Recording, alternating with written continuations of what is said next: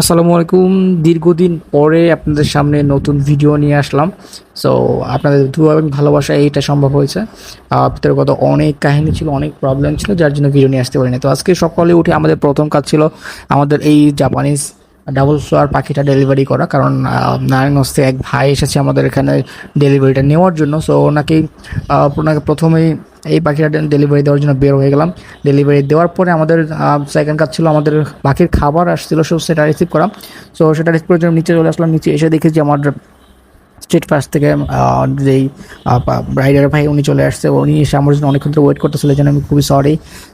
যদি ওনার সাথে আমি কথা বলে নিয়েছিলাম, যার জন্য আর কি ওনার কাছে আসতে খুব দেরি হয়নি। সো ওনার কাছে যখন আমি আসি, এসে প্রথমেই আমি আমার নাম ঠিকানা ভালোভাবে চেক করে নিই যেটা আমার পার্সেল কিনা।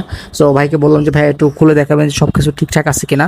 এটার মধ্যে মূলত হচ্ছে আমাদের বাসডিগারের জন্য যেই ভালো মানে হাই কোয়ালিটি সিডমিক্স এগুলো আমরা হচ্ছে তৈরি করে আনি বা হচ্ছে অর্ডার দিয়ে নিয়ে আসি। সো সেই খাবারটাই মূলত এখন আমাদের চলে আসছে। সো আমি নিচে মোটামুটি চেক না করে উপর নিয়ে আসছি, কারণ যে রাইডারের যেই ভাইয়ের কাছ থেকে আমি অর্ডার করি সেগুলো হচ্ছে অনেক পুরাতন এবং অনেকবার অর্ডার করছি, যার জন্য তেমন একটা চেক করতে হয় না। সো আমি বাসায় চলে আসলাম। বাসায় এসে প্রথমে একটা বয়াম নিলাম। এটার মধ্যে হচ্ছে আমি এখন আমাদের খাবারগুলো সংরক্ষণ করবো, কারণ এগুলো হচ্ছে এয়ারটাইট বক্স ছাড়া খাবারগুলো বেশি দিন সংরক্ষণ করা যায় না। যদিও খুব বেশি পরিমাণে অর্ডার করি না, 1 মাসের মধ্যে এগুলো শেষ হয়ে যাবে ইনশাল্লাহ। তারপরও হচ্ছে আমি চেষ্টা করবো যাতে হচ্ছে এয়ারটাইট বক্সে রাখার, যাতে হচ্ছে খাবারের কোনো ক্ষতি না হয়। সো প্রথমে আমি চাচ্ছিলাম যে খাবারটা নিজে হাতে চেক দিয়ে নেবো যে কোনো ময়লা আছে কিনা, যার জন্য প্রথমে এটাকে খুললাম, বাঁধন খুললাম, কারণ হচ্ছে দুইটা ব্যাগে একসাথে ছিল।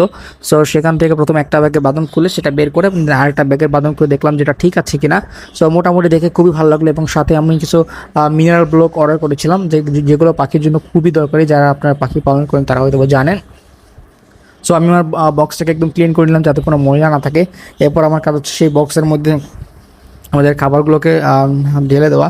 সো আমরা খাবারগুলোকে ঢেলে দিয়ে প্রপারলি আপনাদেরকে আবার দেখাবো যে খাবারটা আসলে পরিষ্কার কিনা।